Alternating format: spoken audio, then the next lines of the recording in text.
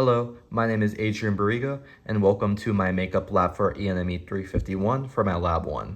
And first of all, here's the date and approval by Professor Avik Dutt that I am eligible for the makeup lab for Lab 1, and I also have a waiver for the 30% deduction as well. First of all, here's my truth table for the 2-to-1 multiplexer, where Z is my output and S, A, and B are my inputs. And what the truth table is showing is every time that Z is true when A and not S are true, or if B and S are true. And something being true means that it's on and therefore its signal is 1, and if it's not true then it's off and the signal is 0. And here are my steps all the way until I have Z. First, here's my AND gate, which is saying that if both of the input signals are high, then the output signal will be high, and that's what's shown below. But then once I make one of the input signals low, it will read a low output signal.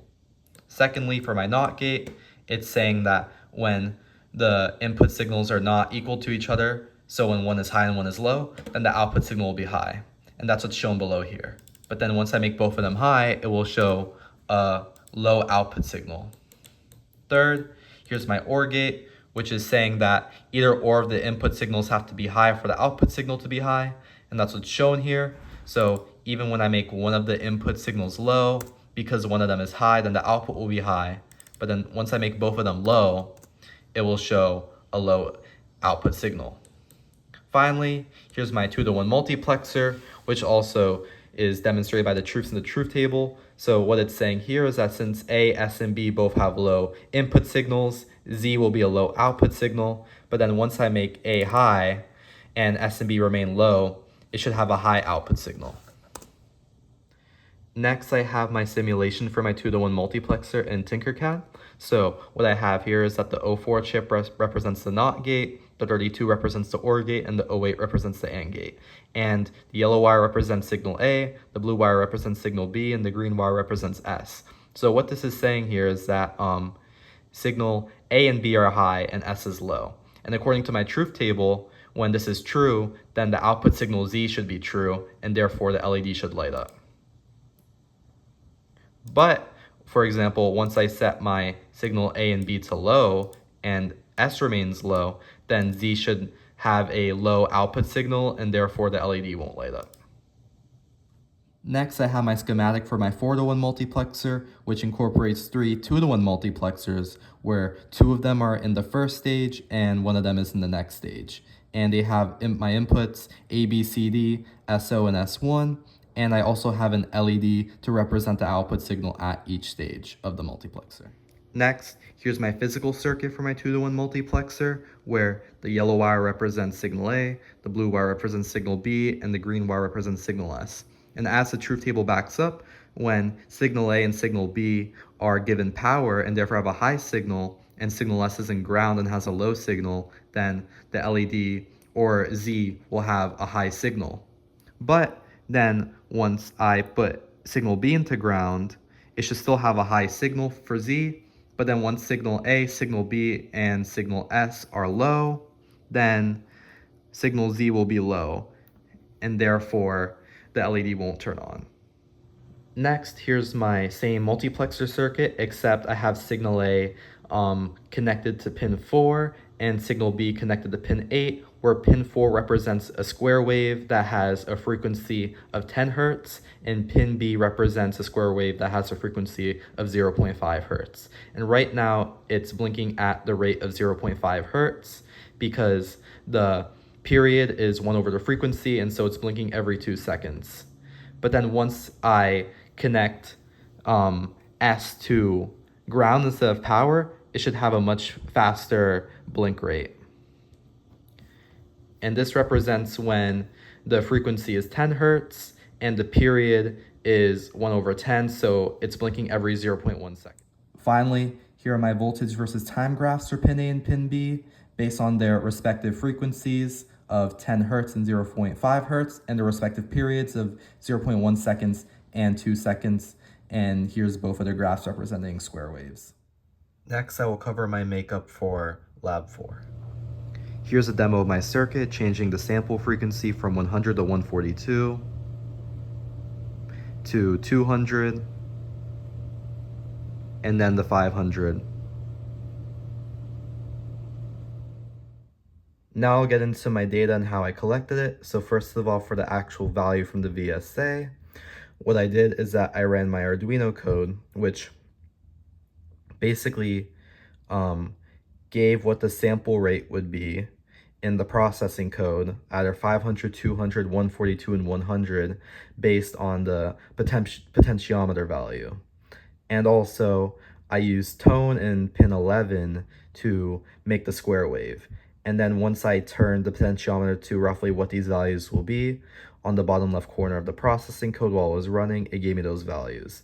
And then for my delay and sample time, I did 1 divided by the desired value of the sample rate, and then I multiplied it by 1,000 to convert it to milliseconds. And then for the Nyquist frequency, I just took the desired sample frequency and divided it by 2. Next, I'll go over my calculations for my theoretical alias frequency. So I'll show you the example when my frequency was 75. And so if the frequency is 75, that means the Nyquist rate is 2 times the frequency, which is 150. And it will not alias if 2 times the frequency is less than your sample frequency. So when our sample frequencies were 500 and 200, there was no aliasing, so the alias frequency, will be the same as this frequency, which is 75 hertz. But then, for example, when my sample frequency is 142, since 75 times 2, which is 150, is greater than 142, we do the process of having x equal to f over the Nyquist frequency, which is the sample frequency over 2. And then once we have that x value, we take it through the graph here, so it becomes a bit above 1, and then we just drop it down. And so that becomes our new x value, and then we multiply it by the Nyquist frequency to get our alias frequency. And then I proceeded to do that for each of the frequencies and the sample frequencies. Here is a clear image of my theoretical calculation. Next, I'll show you how I calculated my experimental alias frequencies. So what I did is I also had to run Scopy at the same time of the Arduino and processing code, and I had to have a 2.5 offset, 2.5 amplitude, and I set the frequency to the given frequency of the chart, which could have been 75, 100, 215, or 300, and then I had to adjust the sample frequency based on the potentiometer value, so it could have been 500, 200, 142, or 100. And then I recorded an image of the spectrum plot for each case, and how you find alias frequency is finding the prominent peak, and since this one is roughly 75, it proves my theoretical frequency because it doesn't alias. And I'll show you the images for the rest of them.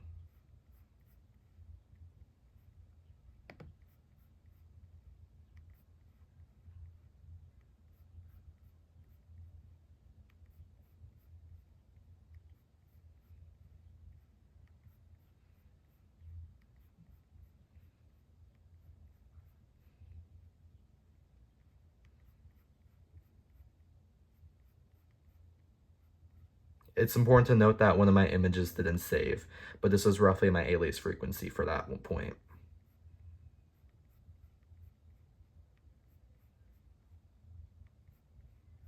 Here's my final table filled out.